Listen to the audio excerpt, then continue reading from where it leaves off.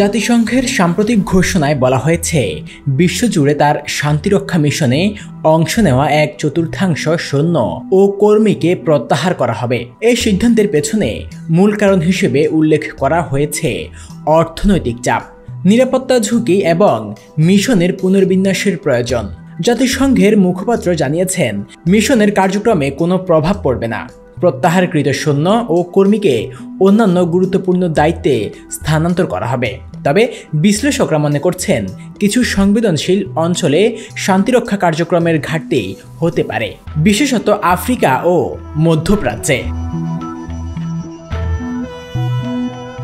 এর ফলে আন্তর্জাতিক পর্যবেক্ষকরা সতর্কতা জ্ঞাপন করেছেন, যেখানে শান্তি বজায় রাখা গুরুত্বপূর্ণ সেখানে এই পদক্ষেপ নিরাপত্তা চ্যালেঞ্জ তৈরি করতে পারে।